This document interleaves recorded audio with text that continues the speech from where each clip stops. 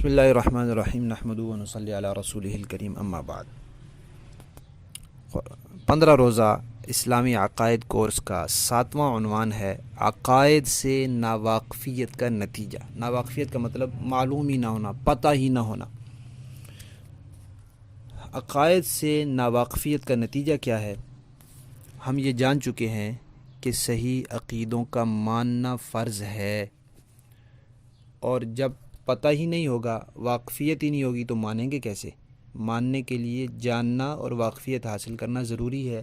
اس لیے کہا جاتا ہے کہ عقائد کا جاننا اور ماننا فرض ہے، کیونکہ جانے بغیر ماننا ہو ہی نہیں سکتا۔ اس لیے فرمایا کہ جاننا بھی فرض ہے اور ماننا بھی فرض ہے۔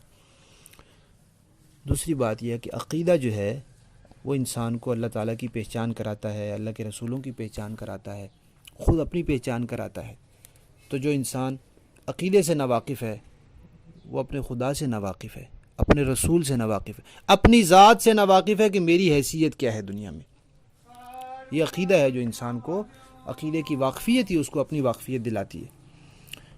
اسی طرح عقیدے کی ناواقفیت اس کے دین سے ناواقفیت ہے۔ اس کے دین سے جو واقفیت دلاتا ہے، بنیادی واقفیت عقیدہ دلاتا ہے کہ یہ تمہارا دین ہے، یہ تمہارا مذہب ہے۔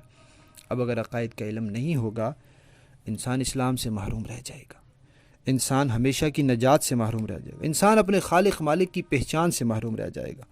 اور جب پہچان سے ہی محروم رہ جائے گا تو پھر جس ذات نے اس کے اوپر اتنے انعامات اور احسانات فرمائے اور اس کا شکر ادا کرنے سے محروم رہ جائے گا، یہ ناشکرا ہوگا، اور یہ جس کو کہتے ہیں نا نمک حرام، پھر یہ نمک حرام ہوگا کہ کھاتا بھی اسی کا ہے، پہنتا بھی اسی کا ہے، سب کچھ دیا ہوا اسی کا ہے، اور اس کو جانتا تک نہیں ہے کہ وہ ہیں کون، اس کا شکر تک نہیں ادا کر سکتا۔ یہ عقیدہ ہی انسان کو بتائے گا کہ حقیقی معنوں میں انسان کون ہے۔ اگر عقیدے سے ناواقف ہے تو یہ انسانیت سے ناواقف ہے، اس کو پتہ ہی نہیں کہ انسانیت کسے کہتے ہیں، حقیقی معنوں میں انسان ہوتا کون ہے، انسان کہلانے کے لائق کون ہے، اللہ تعالیٰ نے انسان کہا کس کو ہے، پھر انسان کا مرتبہ اور شان کیا ہے اللہ تعالیٰ کے ہاں، اس سے بھی ناواقف رہے گا۔ یہ ساری چیزیں عقیدہ بتاتا ہے، عقیدہ سمجھاتا ہے۔ جب انسان عقائد سے ناواقف رہتا ہے تو گویا سمجھے وہ ایک اندھیرے میں رہتا ہے، اندھیرے میں رہتا ہے، جس کو کسی چیز کا پتہ نہیں ہے، نہ اپنا پتہ ہے، نہ اپنے دائیں بائیں والوں کا پتہ ہے، نہ اس دنیا کا پتہ ہے، نہ اس کو اپنے خالق مالک کا پتہ ہے، نہ اپنے نبی پیغمبر کا پتہ ہے، نہ اپنی کتاب اپنے دین کا پتہ ہے، نہ اس کو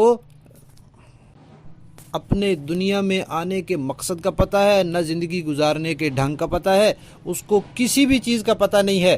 وہ جاہل ہے، اور جاہلوں میں سے بھی ایسا جاہل ہے کہ جو اپنی اس جہالت کی وجہ سے جاہلوں کا سردار کہلانے کے لائق ہے، اور یہ ناواقفیت اس کو ہمیشہ کے لیے دوزخ میں جھونک دے گی۔